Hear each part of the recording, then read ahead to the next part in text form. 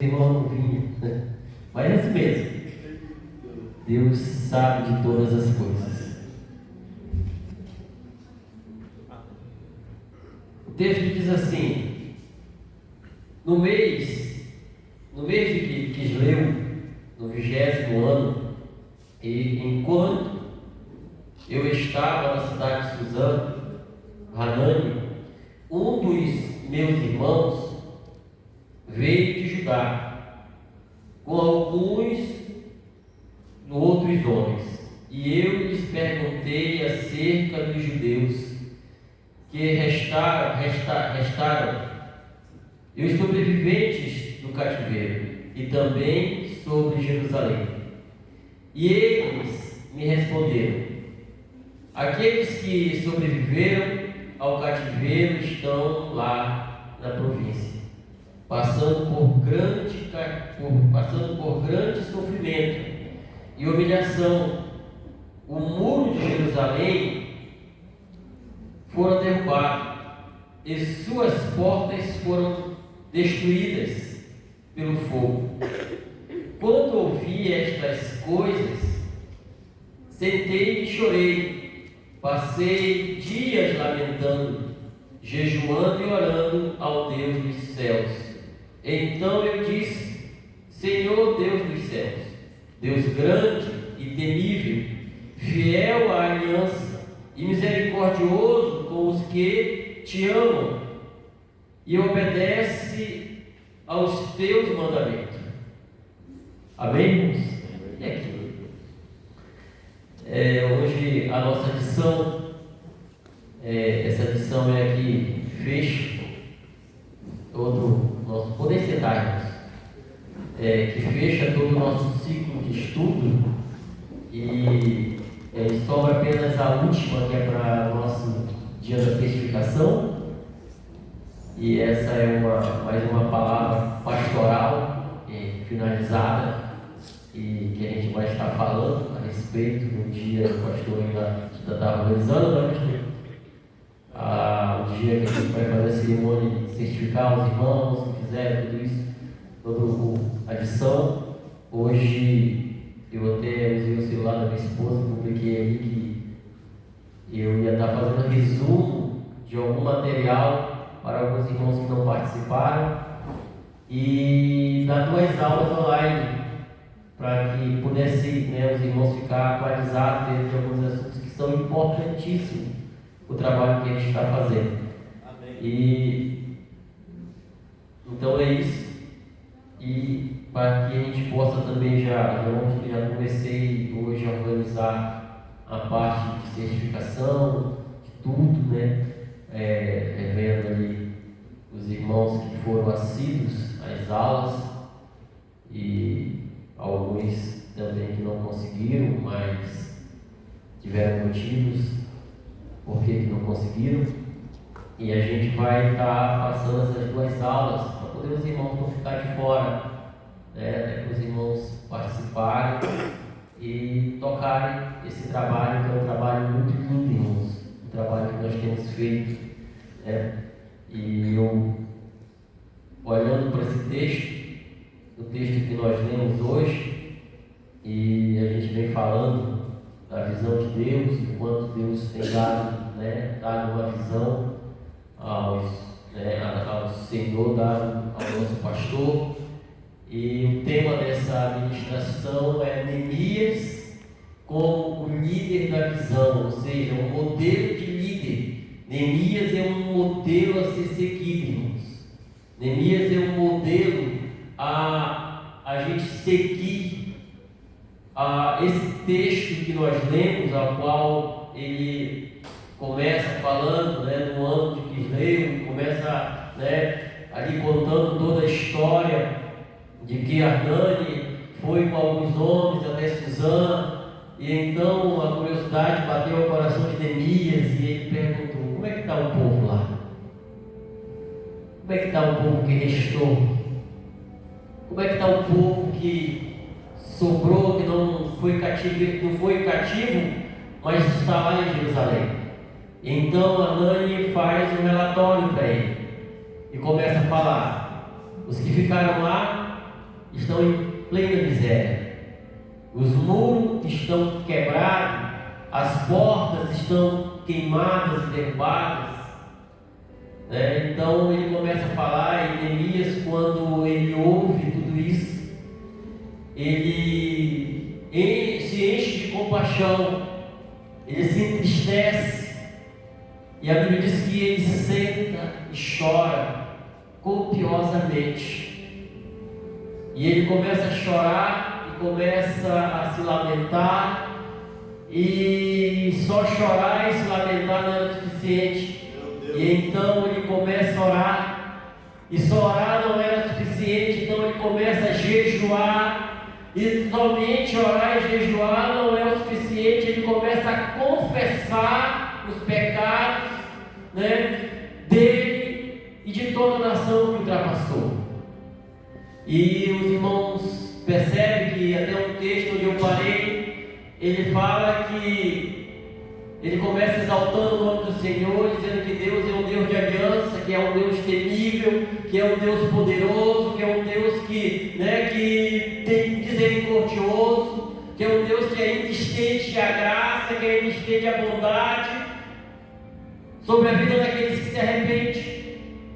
O interessante é que nós só estamos aqui porque somos pessoas arrependidas. Aleluia! Jesus ele veio quando o anjo anuncia para Maria, diz assim: olha, és bem-aventurada entre as mulheres, porque de ti nascerá o Salvador da humanidade, e ele salvará o ser humano do pecado. E o pecado ele só é coberto através do arrependimento, através de quando nós nos arrependemos de fato e de verdade. O próprio Jesus depois vai dizer que se com a tua boca você aceitar e com o teu coração você crer, se você confessar com a boca e com o coração você crer, então será salvo. Então esse Neemias do Antigo Testamento, ele está chamando à existência o arrependimento. Ele está olhando e diz assim: Deus, lembra da tua aliança. Lembra que se tu disse que se o meu povo, que se chama pelo meu nome, ele está fazendo aqui, irmãos, alusão à oração de Salomão, a oração que Salomão fez quando ele fez a inauguração do templo. Ele está chamando a atenção de uma promessa que Deus faz a Salomão. Veja bem que Neemias ele está agora no cativeiro em Suzã, e ele lembra de uma oração que Salomão faz quando inaugura o templo. E aí Deus vem, responde a oração no capítulo 10, versículo 10 do capítulo 7 de 2 Crônica: ouvi a tua oração. E aí Deus começa a falar, lá no versículo 14, diz assim: se o meu povo, que se chama pelo meu nome, se humilhar e me buscar e orar e se arrepender dos seus maus caminhos, então eu, o Senhor, sararei a vossa terra. E aí Neemias ele faz essa oração e diz: Senhor, tu fez uma promessa. Se nós nos humilhássemos, se nós começássemos a nos humilhar, o Senhor restauraria, o Senhor traria de volta. Então ele começa a fazer uma oração e Deus ouve essa oração. Aleluia! Só que ele não é uma oração de qualquer jeito, não é qualquer oração. É uma oração de arrependimento de fato e de verdade. Veja bem que o texto já inicia dizendo que ele senta, que ele chora, que ele se arrepende, que ele se lamenta, e aí ele ora e jejua. E quando ele faz isso, a Bíblia diz que Deus ouve a sua oração. Como é que nós sabemos que Deus ouve a sua oração? Porque ele começa a andar triste dentro do palácio. Quando eu olho esse texto, quando fala que ele fica triste, eu logo se imagina que ele era um homem alegre e que ele tinha uma intimidade muito comum com o rei. Então o rei percebe que ele está triste.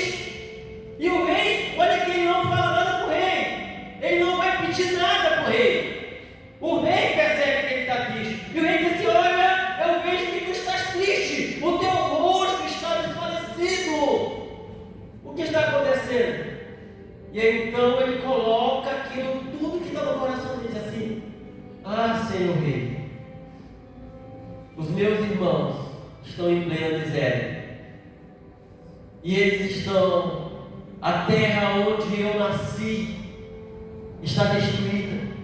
E o rei sabia disso. Todos sabiam que Jerusalém estava destruída. E ele diz, aí começa a falar. E ele então diz assim: eu peço-te. Aí sim ele pede. E aí o rei concede. E o rei pergunta: quantos dias tu precisa? Quanto tempo tu precisa para isso? E aí então ele diz assim: eu preciso de tantos dias. E aí o rei diz: então feito. Ele diz: só que não é só isso, eu preciso que o Senhor me dê autorização e que me dê condições para que eu possa construir, reconstruir Jerusalém. Veja bem, Deus ouve a oração e usa o rei para ser o financiador de uma reconstrução.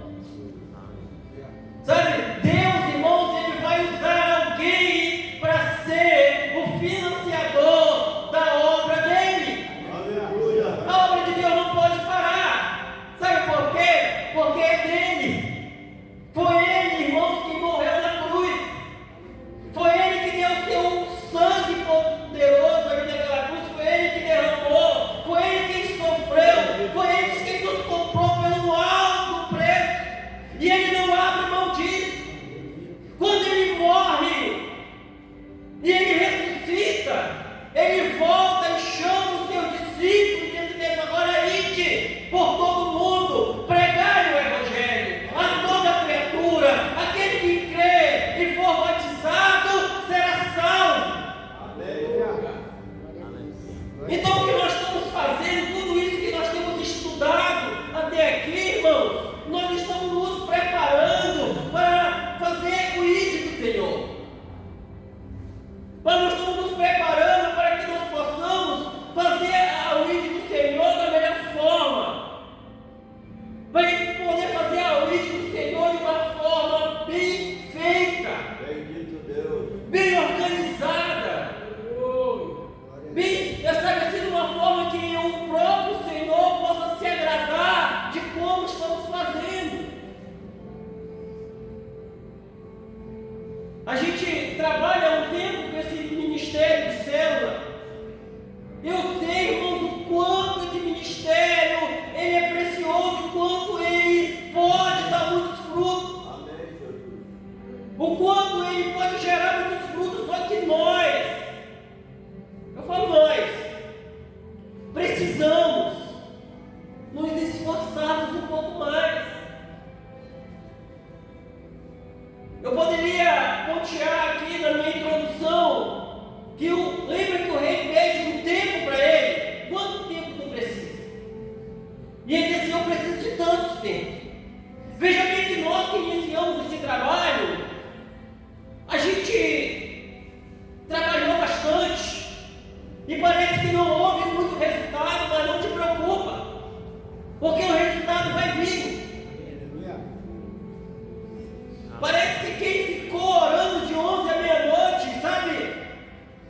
Não te preocupe, irmão, a tua oração está ecoando. A tua oração não está perdida. Você não perdeu tempo orando, você invertiu tempo. Quanto mais nós, olha, aqui, lembra que esse é o projeto. Nosso projeto ele iniciou primeiro na oração. Quando nós conversamos, eu e o pastor Mori, pastor Silas, ali na sala, e eu disse assim: olha, eu treino pessoas para que elas possam fazer esse trabalho. Eu não vim desqualificar o trabalho de ninguém, a forma como as pessoas evangelizam, mas, pastores, eu já fiz todo tipo de evangelismo, sem demagogia, sem querer me exaltar ou dizer que eu sou melhor que meus irmãos. Eu nasci no Evangelho, irmãos, eu cresci, me afastei um período de tempo da igreja, mas eu voltei. A minha esposa de testemunha, quantas vezes eu e ela fizemos culto na beira da rua, como eu carreguei ela e outros irmãos. Eu lembro do meu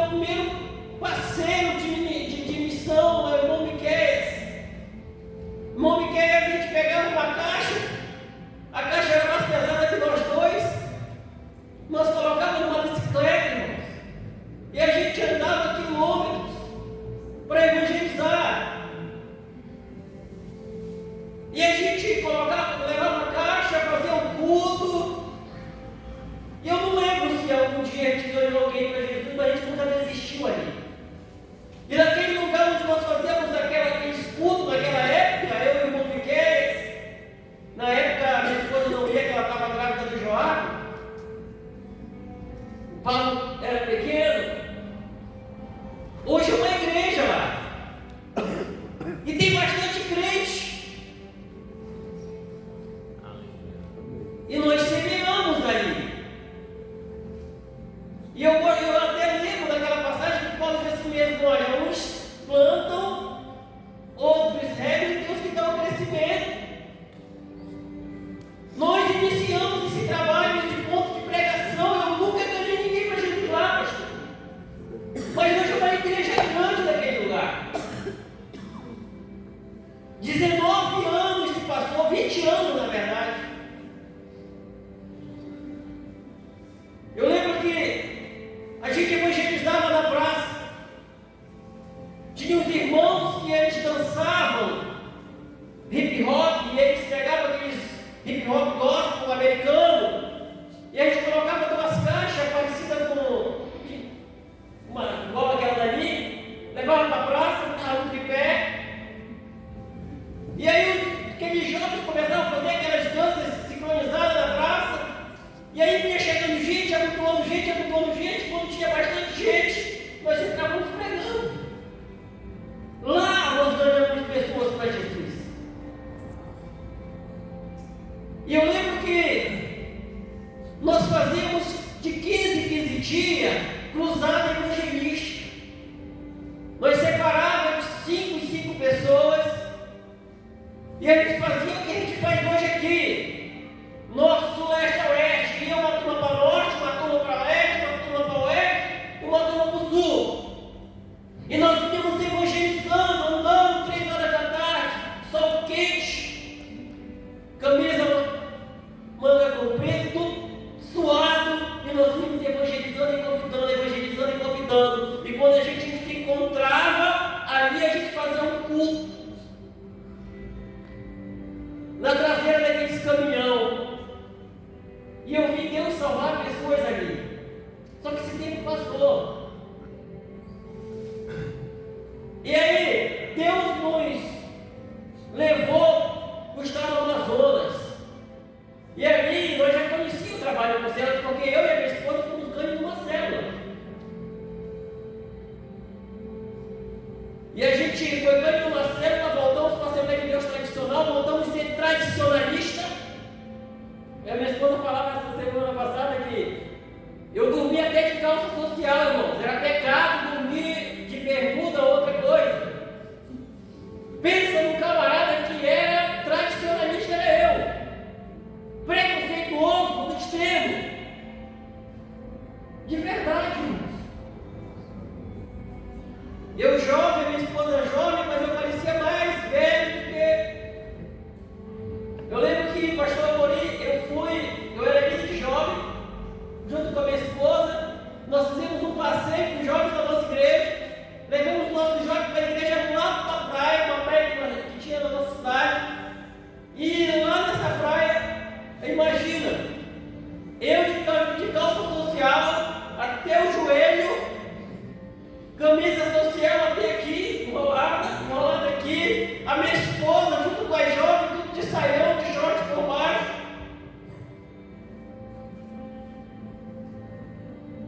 E aí eu inventei de brincar bola, irmãos, com os jovens. Quando eu cheguei, fui disciplinado, pastor. Fiquei 13 meses no banco.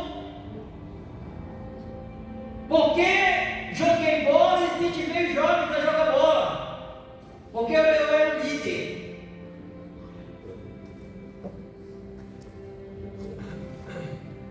Eu não vi aquilo dar um fruto. Mas quando nós começamos a trabalhar, e eu sempre amei a obra de Deus, irmãos, pode ter certeza. Nós orávamos de 5 da manhã, todos os dias. Podia estar fazendo sol ou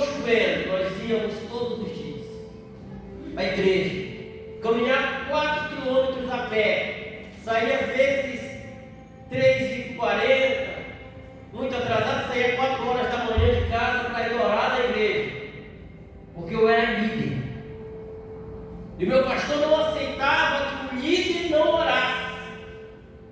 Líder que não orasse junto não era digno de estar na liderança com ele. Podia ser um bom crente da igreja, podia fazer parte podia cear, podia fazer qualquer coisa, mas para ser líder tinha que orar com eles na igreja. E eu fazia isso.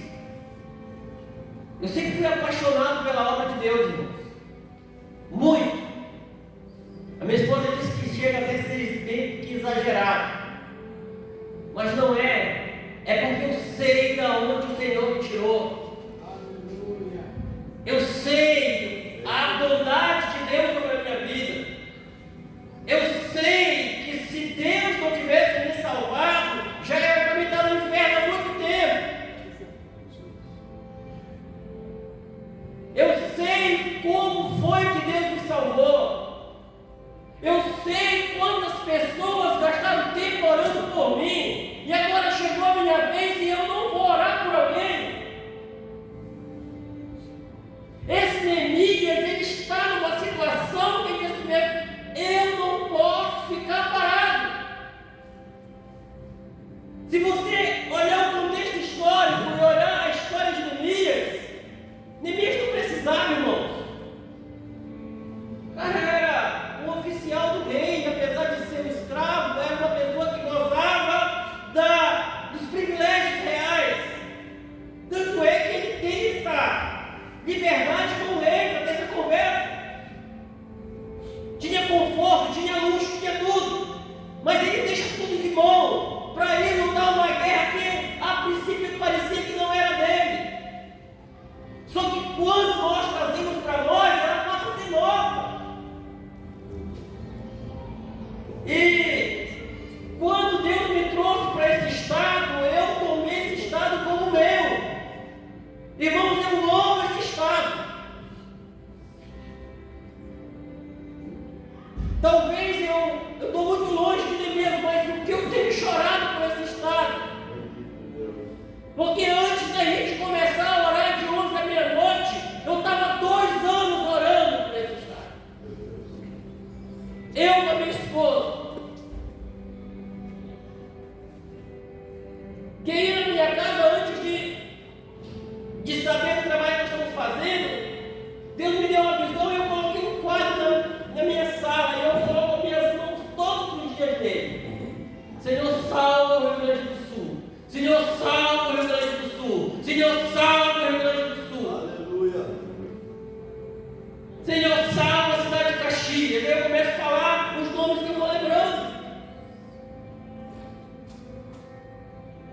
Eu não sei as outras pessoas de fora, mas aquela chuva que deu no ano passado, irmão, a gente sofreu muito.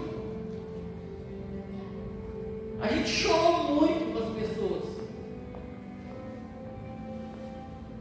Eu lembro que com esse meu carro velho, nós descia daqui, eu com a minha esposa, a gente ia lá para Estrela, Lajeado, aquela região ali, e a gente ficava ali com os irmãos, com as pessoas, a gente fazia culto no escuro, a vela, ninguém não tinha energia,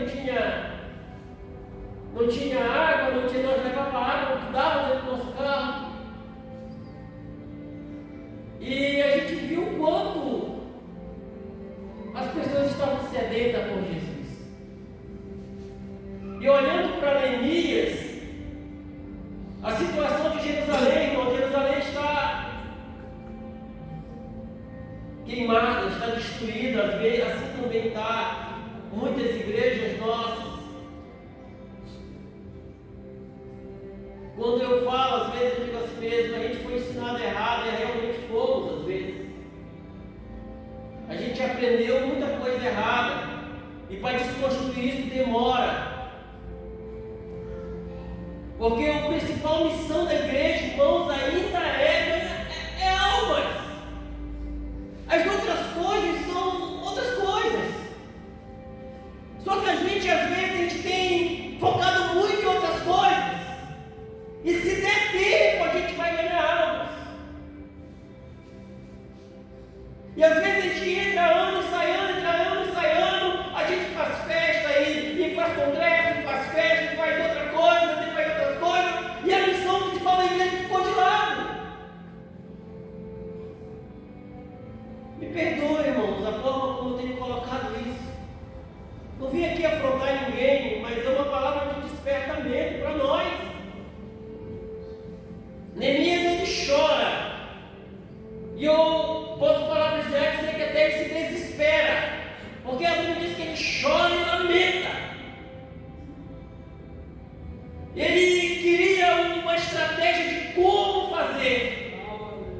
Quando nós não sabemos como fazer, a gente chora e ora, jejua e Deus diz como fazer. E eu creio, irmãos, que essa visão do celular foi uma das melhores visões que Deus já deu para a igreja. Foi uma das melhores visões que Deus já deu. Se a gente colocar em prática e fizer o básico mesmo, nós vamos ter que realmente se organizar para comprar mais prédios. Se a gente pelo menos fizer o mínimo, se a gente fizer mesmo pelo menos alguma coisa a mais,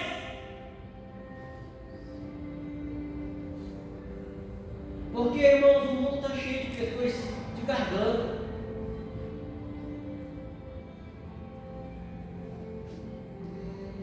Igreja tem muitas por aí, grandes e pequenas. Jesus está voltando de fato, de verdade. Nós somos a geração que estão mais próximos de Jesus. Não dá mais tempo para a gente ficar, irmãos, cocheando em nossos pensamentos. Esse estudo de hoje, nós vamos falar um pouco sobre a primeira coisa que observamos ao abrir o livro de Neemias, é a situação caótica de Jerusalém e de Judá. Encontra-se em grande aflição e opróbrio, os muros caídos, as portas queimadas a fogo. Sintetizando, vemos a cidade destruída, os moradores desprezados, com um sentimento de fracasso, de desesperança, de desencorajamento e de derrota. Quando analisamos o estado do homem atual, constatando que sua condição é a mesma, precisa sair da derrota para a vitória, do choro para a alegria. Irmãos, vocês já perceberam que a nossa geração é a geração que mais tem gente depressiva? Vocês já notaram que a nossa geração é a que mais tem pessoas ansiosas, com insônia, gente que não consegue confiar em Deus de fato. Acredita, até vem a igreja, mas não consegue realmente se lançar aos braços do Senhor, de fato, de verdade, confiar no Senhor, como Jesus disse: vinde a mim, todos estão cansados e sobrecarregados, e eu vos aliviarei. Às vezes a gente até vem cansado e sobrecarregado, mas nós não temos a coragem de colocar o fardo sobre Jesus. Levamos de volta com a gente. Nós não temos a coragem de fazer o que Jesus disse, mas buscar em primeiro lugar o reino do céu e a sua justiça, e as demais coisas eu vou acrescentar na vida de vocês. A gente está muito preocupado com o que comer, com o que beber, com as contas. Nós estamos muito preocupados com todas as outras coisas. E não confiamos de fato, de verdade, no Senhor, irmão. Porque as outras coisas são mais importantes. Se sobrar tempo, a gente busca o Senhor.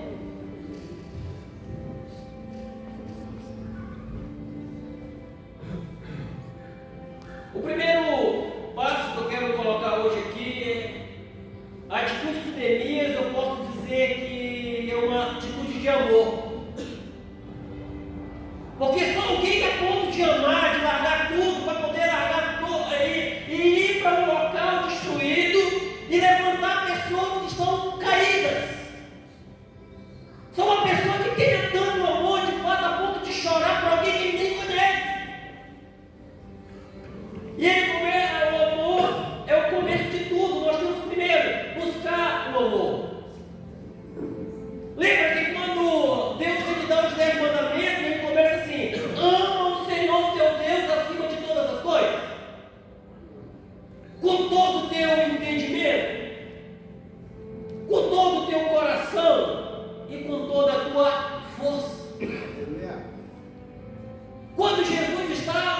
ensinando, ele diz assim mesmo: amo o Senhor teu Deus, a mesma coisa, e depois assim, e o teu próximo como a tu mesmo. E aí os fariseus perguntam: mas Senhor, quem é o meu próximo? Jesus faz uma parábola de um homem caído, lembra? Lembra da parábola de Jesus? A gente gosta muito de falar do bom samaritano, mas a gente esquece que tem um homem caído. E Jesus disse mesmo: olha, vou contar uma parábola.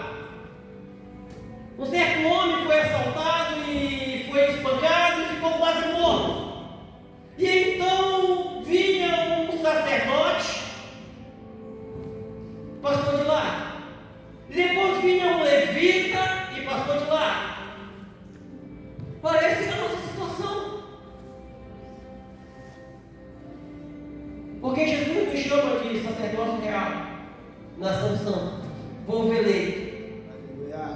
Jesus nos chama de pastor, de embaixadores, ou seja, nós, eu, o Senhor, os senhores, as senhoras, somos embaixadores de Cristo, mas não estamos representando como deveria. As pessoas que eram para socorrer não socorreram. As pessoas que eram para ajudar não fizeram. Porque a gente, como se transforma em religioso, tão religioso, a gente se ocupa tanto na religiosidade que a gente deixa de lado de fazer aquilo que é para fazer. Realmente que é para fazer. Isso é uma alegoria de Jesus. Ele está dizendo: foi o sacerdote e o levita. Mas veio um homem desconhecido, porém é um samaritano. E esse samaritano, ele, cheio de compaixão, pega o homem, coloca no seu jumento, ele coloca azeite e ele coloca óleo, leva na hospedaria e ali dá recomendações para o dono da hospedaria: olha, cuida dele, no que está aqui um valor para te gastar com ele, se faltar na volta eu ainda pago. E Jesus volta para os fariseus assim mesmo: quem é o próximo desse homem? E eles respondem. Jesus está falando de amor. E esse Neemias, ele começa a orar e diz assim: Senhor, eu quero fazer alguma coisa. E aí ele chora, jejua e Deus dá direção para ele, ele vai lá. Então, sem amor, irmão, não adianta. Seremos mais um no meio da multidão, empolgado, mais um religioso, mais um crente, mais um carregando uma placa. Eu sou da missão, eu sou da Terceira, eu sou Não, nós somos de Cristo, apesar de ser dessas placas, nós temos que ser diferentes. Nós sim ou não, irmãos?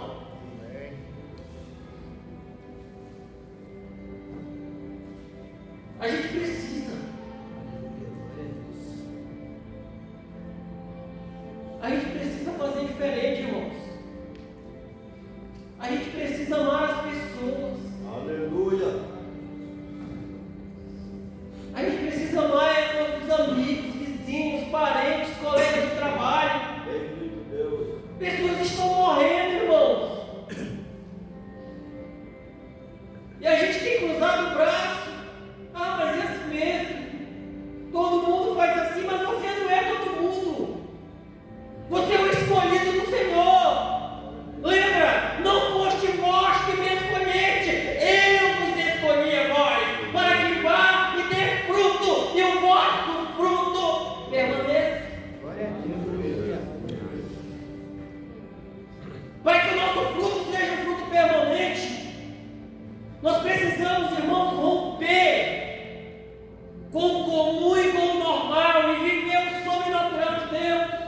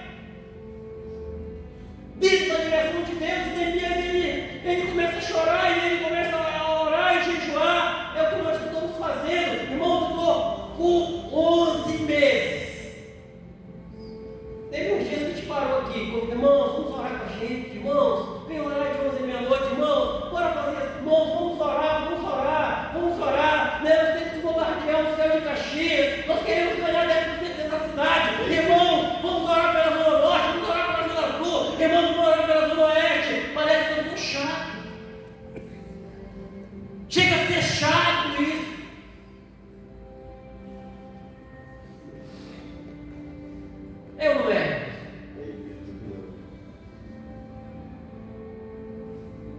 Mas é uma palavra de despertamento.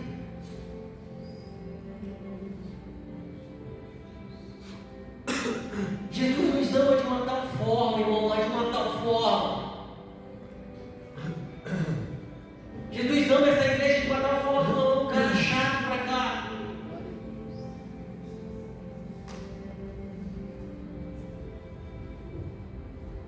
Eu costumo dizer, irmãos, que eu sou crente roxo.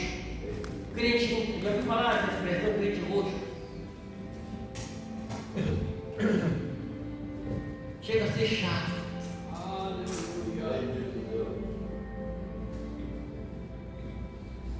E Neemias, ele ora e jejua. Neemias se constrange com toda a situação, mas estava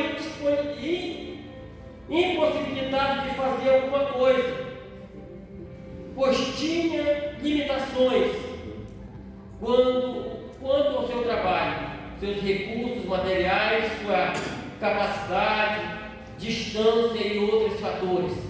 O primeiro ato de Neemias é orar e jejuar, pois esta é a forma de Deus quebrar as resistências e destruir as fortalezas demoníacas.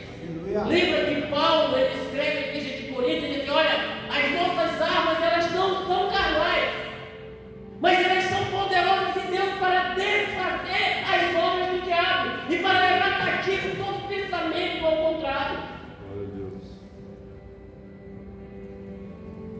Então, quando nós oramos e jejuamos, nós neutralizamos as forças do diabo. Só que quando nós atacamos, nós estamos contra-atacando. E alguns não resistem. Só que, irmãos, todo trabalho tem um fim. Uma hora vai acabar, toda luta ela vai passar. Só que nós temos que resistir. Nós temos que continuar. Nós temos que continuar pegados. Porque é muito fácil a gente dizer por aí que nós somos homens de oração, mulher de oração. Mas nós temos que orar juntos. Aleluia. Juntos num propósito só. Aleluia. Lembra que Jesus disse que as portas do inferno não podem prevalecer contra a igreja? Mas lembra também que Jesus falou que uma casa dividida não pode prosperar? E isso que o inimigo quer, vão roubar a unidade da igreja. Ele dissemina uma conversa ali, uma conversa cá, outra lá, demora muito, todo mundo indiferente um com o outro. Aí você dá paz do Senhor porque tem que dar, porque, sabe, fica indiferente e parece que está tudo certo, não está tudo certo. O diabo, irmãos, ele é especialista em semear contendas, em dividir. Deus é especialista em multiplicar. Nós precisamos nos unir de fato, de verdade. A questão aqui não é a célula lá. A célula é o motivo da gente chegar mais perto das pessoas. Só que se aqui, nós aqui, não funcionar, não vai funcionar as células. As células não vão funcionar, não vão ficar correndo atrás do vento, perdendo tempo, cansando, gastando gasolina. Vai cair todo mundo cansado, cada um pro lado. Agora, quando nós entendemos que a gente tem que se unir. Agora imagina, Neemias orou sozinho. Neemias orou sozinho, Deus deu estratégia para ele. Só que quando ele chega dentro de Jerusalém, pessoas deram a mão para ele reconstruir aquilo que estava quebrado, aquilo que estava destruído. Ele deu uma direção: olha, você fica aqui na porta do norte, tu na porta do sul, tu na porta do vento, tu na porta dos peixes, tu na porta, né? E ele começou a dar, e todo mundo foi e fez a sua parte. Só que nesse meio termo se levantou 3 inimigos: Sanbalate, Gessom e Tobias.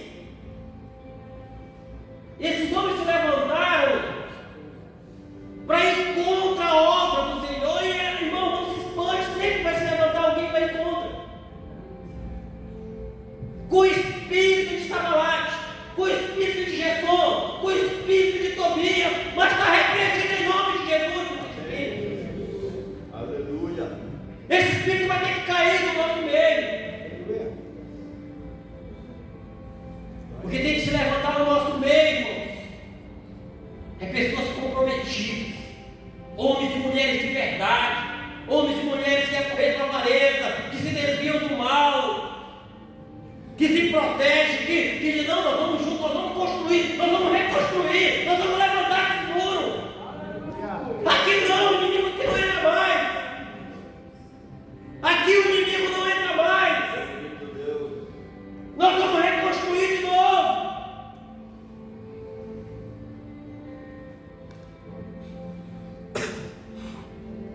Só que era muito trabalho para pouca gente, irmãos. E ainda tinha os inimigos. E aí, sabe o que Neemias falou? Neemias disse assim, olha, Neemias deu uma buzina para cada um, pastor. Deu uma buzina e uma espada. A buzina era pendurada aqui, a espada na mão direita, e eles trabalhavam com a mão esquerda. Não sei como é que eles faziam, mas eles faziam.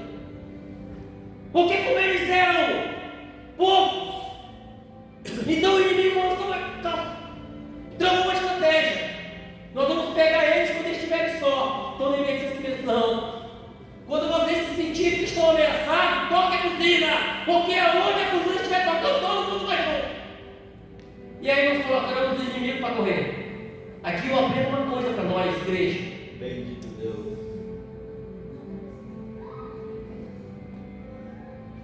Trabalha com a espada na mão e vigia.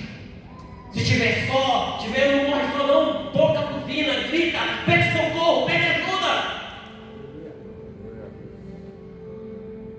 O senhor não vai andar mais só não, pastor. Você tem companheiros do seu lado. Eu creio nisso, irmãos. Só que a gente precisa se reorganizar. A gente precisa se reajuntar de novo. Se você estudar a história de Neemias, ela é muito interessante porque ela vai falar de muitas coisas, da reconstrução, da volta do povo, da oração, da leitura da palavra. Só que para que você faça uma grande obra para o Senhor, exige renúncia. Você está disposto a renunciar por um período de tempo? Neemias saiu de Suzã e tinha uma data para voltar a ser copeiro. Mas depois de tudo que Deus fez na vida dele, ele não precisou mais voltar, ele virou governador.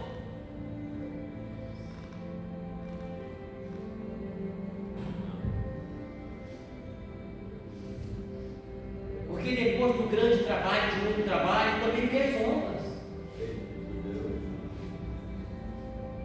Porque depois de você trabalhar muito, vem os despojos, vem as bênçãos, vem os milagres, vem o reconhecimento, sem precisar forçar. Naturalmente, lembra? Jesus disse, vai, busca em primeiro lugar. Me busca em primeiro lugar, porque as outras coisas eu vou precisar na tua vida. Tu não vai precisar fazer força nenhuma, deixa que eu faço para ti. Só que nós parece que gostamos de fazer força, né? E na última hora que a gente quer gritar Jesus.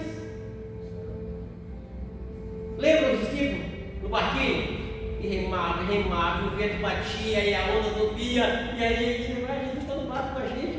Ei, Jesus, depois de fazer força, de quase morrer, aí Jesus, ei, vento, para, calma. A gente costuma buscar primeiro as outras coisas, e se depois não der certo, a gente lembra de Jesus.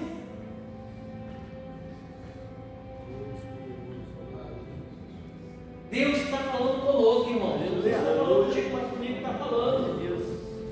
Neemias teve que renunciar àquele momento dele para viver um momento de guerra, de conflito, de acusação, de viver um momento de pessoas que estão acusando, estão lhe ameaçando. Vivendo ameaças, ele não precisava estar vivendo ameaças. que tem momentos que é necessário. Não sei se os irmãos estão entendendo isso. Tem hora que você se sente ameaçado, parece que o mundo espiritual, né, decidiu botar um monte de demônios só para lutar contra a tua vida. Já viu isso aí? Já sentiu que tem hora que Deus de bronze, tua oração não passa, e aí parece que está tudo. Não te preocupa não, Jesus está no controle. Amém. Você ainda lembra de Salmo 91? Ele deu ordem ao teu respeito, ele ordem aos anjos ao teu respeito, para que te guarde em todos os teus caminhos. Nenhum mal chegará à tua tenda, nem praga alguma chegará. Nada. Ainda que você ande pelo vale da sombra da morte, não temas, o Senhor é contigo. Aleluia. E Neemias, eu já falei, precaução e prudência, espada, usina, trabalho. Olha a espada do crente aqui, ó. Isso aqui é a espada do crente. Aleluia.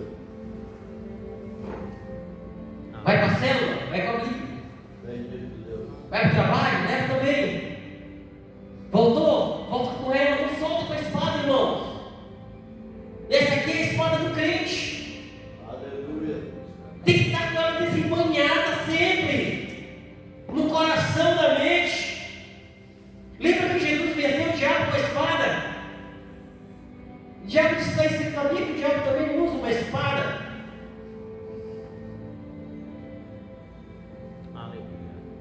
E o diabo, irmãos, ele é organizado. Agora imagina nós como igreja. Ele luta todos os dias contra nós. Não é porque o vento bateu que vai deixar aquele ministério falir, não deixa não. Neemias nos dá um exemplo tremendo de coragem. A coragem de Neemias, irmãos, um homem, sabe, corajoso, valente, não perdeu o foco. Os caras mandaram carta para ele, queriam reunião, disse: eu não posso parar, eu tenho uma grande obra para fazer. Quando chegaram algumas notícias, algumas conversinhas lá, dá de mão isso. Tu tem uma grande obra para fazer. Tu está numa missão, tu não pode parar. Eu lembro que eu conversava com o pastor Jefferson, ainda falando de coragem contra os inimigos. Ele falava sobre os animais puros e os animais impuros. Quando Deus manda Noé colocar 7 animais puros e um impuro. E o pastor Jefferson me deu uma lição naquele dia, né? Ele disse que toda vez que se levantar alguém contra a obra do Senhor, Deus vai levantar 7 a favor. Toda vez que se levantar alguém contra, Deus vai levantar 7 a favor. Então não te preocupa. Toda vez que alguém se levantar contra o projeto de Deus, mas não te preocupa. Tem 7. 7 a favor. 7 trabalhando, 7 fazendo. 7.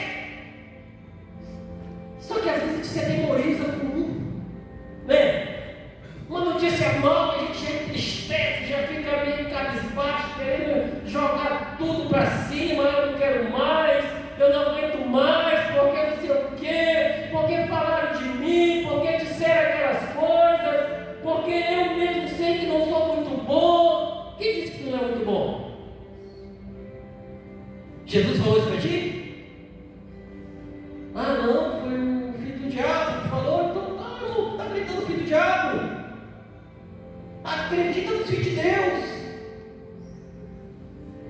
Tu pode, tu consegue, tu vai, porque Jesus diz, quando Paulo diz: tudo posso naquele que me fortalece. Paulo diz assim: agindo Deus. Irmãos, conhecem? Agindo Deus. Ninguém. Se Deus é por nós, ninguém, irmãos. Se Deus está contigo, tem a maioria. Se Deus está contigo, vai nessa tua força, porque Deus é contigo. Varão valoroso, varoa valorosa, homem de Deus. Eu vou encerrar.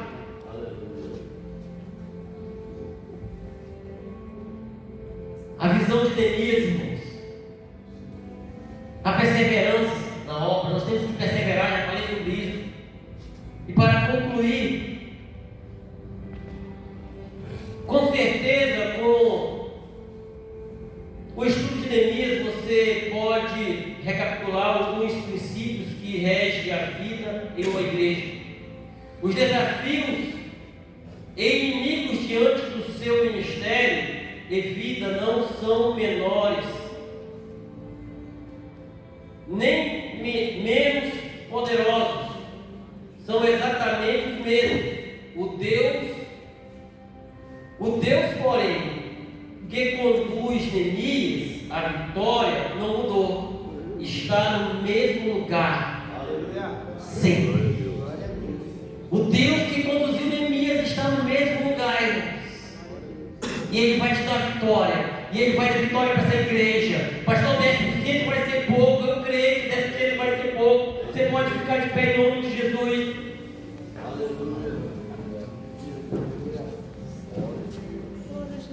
Aleluia.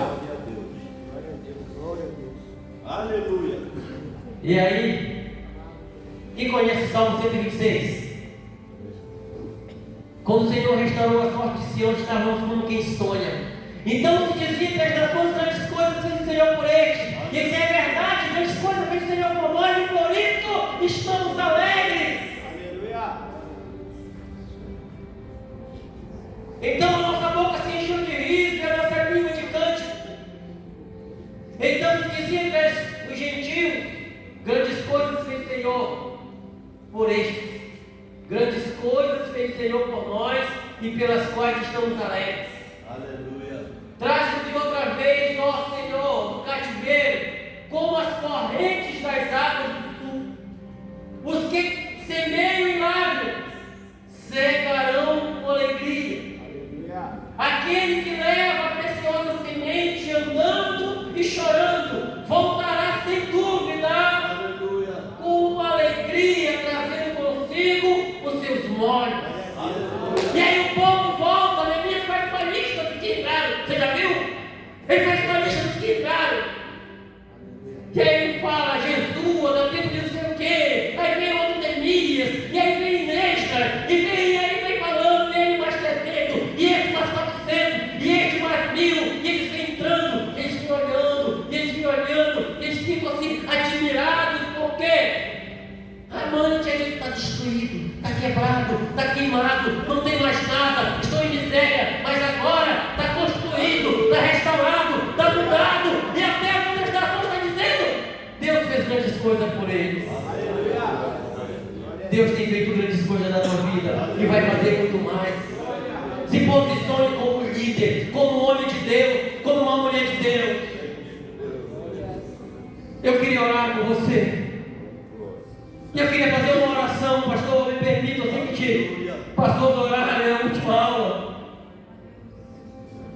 Faça uma oração nessa noite. Aleluia. Diga assim, Senhor, tira todo o medo, tira toda a incredulidade, me ajuda a vencer os inimigos, me ajuda a olhar somente para Ti, me ajuda, Senhor, a ser firme e corajoso como foi Neemias. Senhor, me ajuda a ser um homem que ora, que jejua. Jesus, me ajuda a amar o meu próximo. Jesus, me dá condições para que eu possa ganhar. Deixa eu fazer um ato profético contigo. Coloca as tuas mãos para frente assim. Aleluia. Faz assim conchinha, assim como se fosse receber alguma coisa. Fecha teus olhos. Agora imagina nas tuas mãos. Aleluia. Quantas almas tu quer ganhar para Jesus ainda esse ano? Ora, machore, me cantará. Faz um ato profético nessa noite. Eu não sei aonde você quer alcançar, não sei onde você quer chegar, mas fecha tua mão. Agora imagina que tu está com a mão cheia de sementes agora. Nós temos um texto. Talvez você ainda está chorando, como diz o texto. Faz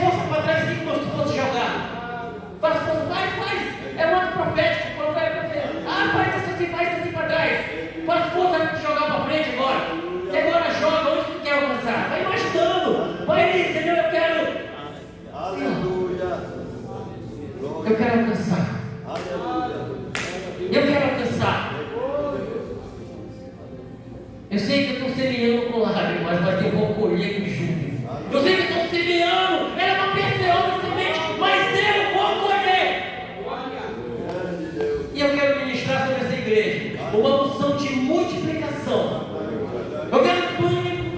Eu quero hoje declarar sobre a sua vida uma unção de multiplicação. Eu quero ministrar sobre a tua vida uma unção de ganhador de alma, um agente de transformação. Você é um agente de transformação. Você é um homem de Deus, uma mulher de Deus. Você vai saquear o inferno. Você vai arrancar pessoas do mundo do inferno e trazer para o céu. Eu creio, Senhor, em nome de Jesus Cristo, eu declaro sobre essa igreja. Senhor, em nome de Jesus Cristo, eu declaro, Senhor, uma unção de multiplicação. Senhor, que esse homem, que essa mulher, Senhor, aonde ele chegar, aonde ela chegar, ele será um ganhador de alma. Senhor, faz dele e faz dela, Senhor, um saqueador do inferno. Faz dele e dela, Senhor, faz essas sementes que ele lançou pela fé, Senhor, germinar e dar, Senhor, 30, 60 e 100 por um, Senhor. Pai querido, faz desses homens e mulheres hoje grandes, valentes nas tuas mãos. Levanta Neemias do nosso meio, homens, Senhor, corajosos, que ainda amam pessoa, que ainda ora, que ainda jejua e que não desiste do seu ministério. Eu oro, Senhor, eu oro pelo nosso pastor, eu declaro isso sobre a vida dele, vida longa, para ele ter sabedoria, da graça, da poder sobre o teu servo, para que ele possa continuar, Senhor, essa obra, em nome de Jesus Cristo. Aleluia. Palma para o Senhor Jesus. Aleluia.